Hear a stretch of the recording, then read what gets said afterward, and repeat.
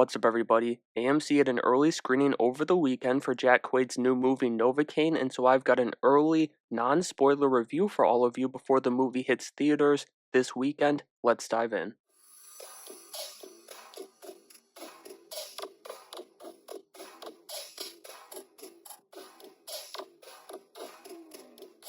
I'm gonna start with the cast, as it's the only portion of my review where I have any complaints for the movie, and it's a minor one at that barely affected my rating or my experience with the movie. Jack Quaid and Amber Midthunder are great together. The chemistry was there immediately between the pair, and so it naturally builds throughout the movie between them, which was an added bonus. But Amber Midthunder also carried her side of things once the pair separated in the story. She's got a bright future ahead of her. This was Jack Quaid's movie though, and goddamn was he electric. First off, it was just the perfect casting, bringing him in to be this guy who couldn't be more terrified of life but is forced into life or death situations because he can play both of them, and he hits all his beats from the action to the relationship with Sherry, and most importantly, at least to me, the comedy. That brings us to Jacob Batalon, who joins him for the back half of the movie. Well, he physically joins him, he had a couple scenes before, but whatever. He came in and he stole the show from me, and there's that scene in the trailer where he throws a knife, no spoilers,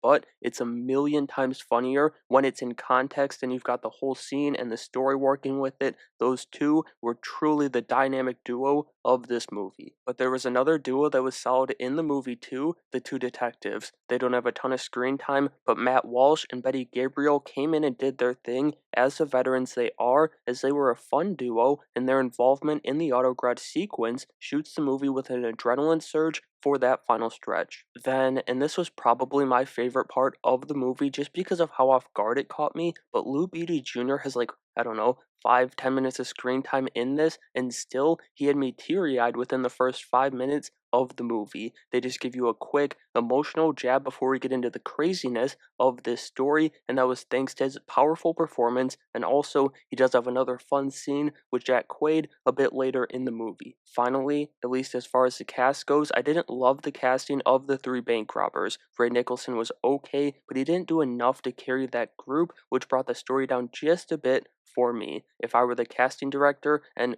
who knows, maybe the two they had for this movie, who did do a good job outside of this, thought of this one, but I would have done everything I could to get Alden Ehrenreich for this movie. Anyway, moving on, I want to highlight the action in this movie. It's not non-stop, but when it gets going, it's so much fun, and it's spread well throughout the movie so that you're not drifting off between fights. The only thing, and again, this is such a minor problem I almost didn't mention it, but there was a bit too much slow-mo for my liking, not Zack Snyder levels, but still a bit too much. Even with the slow-mo though, there were so many good fights in this movie. The Kentucky Fried KO was amazing early on, we saw that one in the trailer. The tattoo shop fight was both hilarious and badass with the Wolverine memes, and the Home Alone sequence was so fun with the CEO of Sex's arrival. Shout out Jacob Batalon. The auto shop scene I mentioned earlier left my jaw on the ground because I thought things were kind of winding down in the movie. Then the finale fight was a bit underwhelming for me physically,